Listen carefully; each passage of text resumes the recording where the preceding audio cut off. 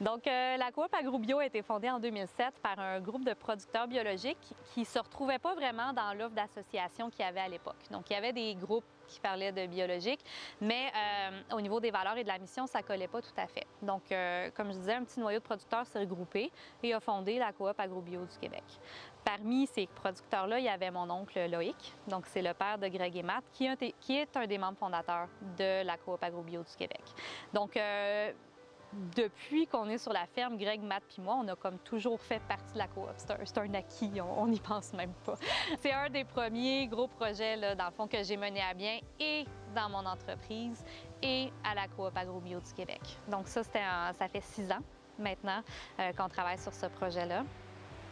Qui commence à pas mal bien démarrer. Je suis administratrice de la coop AgroBio, donc on est vraiment très, très impliqués au niveau de la ferme, tant de la ferme et du moulin.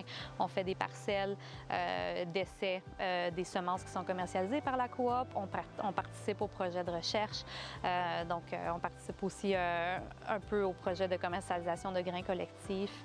Et il y a beaucoup de nos produits là, qui passent à travers la coop AgroBio, donc que ce soit de nos farines qui passent à travers la coop AgroBio. En fait, c'est Pascal, il y a des années, quand ça a commencé, lui avait joint la coop AgroBio pour aller chercher des trucs et tout ça avec les autres agriculteurs. Ensuite, quand on a parti le moulin, c'est le comité des tailles qui nous a aidés beaucoup à partir, le moulin des Cèdres. On est parti, ils nous ont littéralement là, passé de la production pour justement pouvoir transformer nos grains. Donc, ils nous ont beaucoup aidés. C'est vraiment avec l'image de marque aussi de la coop. Ça nous a évité de devoir investir là, dans une image de marque pour notre moulin. On avait déjà une image de marque, on avait déjà un réseau de distribution.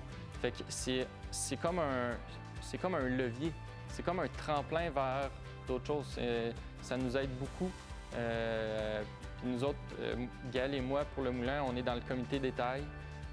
On travaille à développer ça. Il y a l'huilerie La Ronde des Champs qui est là aussi. Eux autres, ils font de l'huile de tournesol. Il y a le Moulin des Cèdres qui font la farine blanche, la farine tout usage, la farine à pain. Il y a nous autres, il y a dans le fond maintenant du haricot noir aussi. Il y a des lentilles, il y a toutes sortes de choses. Puis ça nous permet, en tant qu'agriculteur, d'avoir plus qu'une seule offre de produits. Fait que, en plus de vendre de ma farine, bien, je peux vendre de l'huile de tournesol, je peux vendre du haricot noir, je peux vendre de la farine à pain, je peux vendre toutes sortes de choses que moi, tout seul, je ne suis pas capable de faire.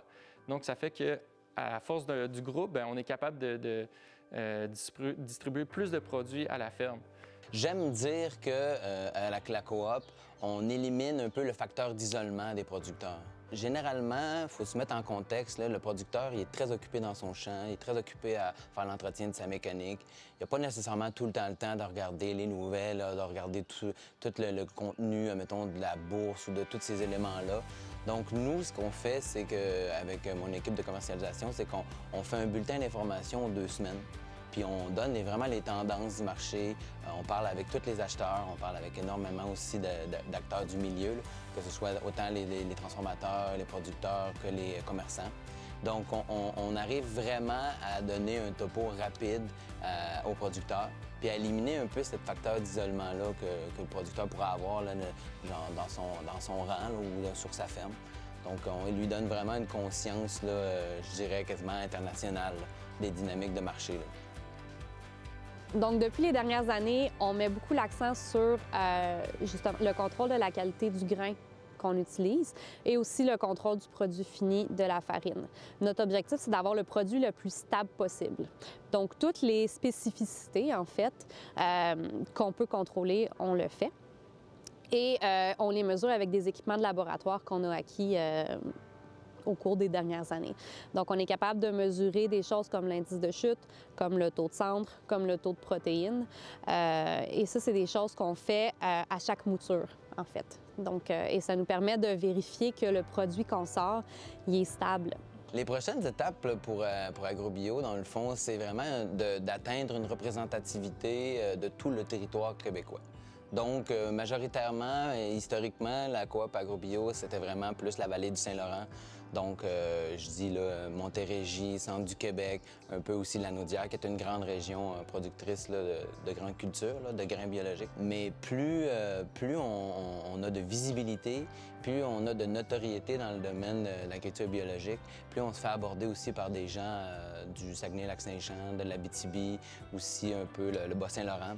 Donc, dans les prochaines années, c'est vraiment l'axe de développement principal, c'est vraiment de représenter tous les producteurs de grains bio et non pas juste d'un certain secteur, mais vraiment de représenter toutes les réalités de toutes les régions.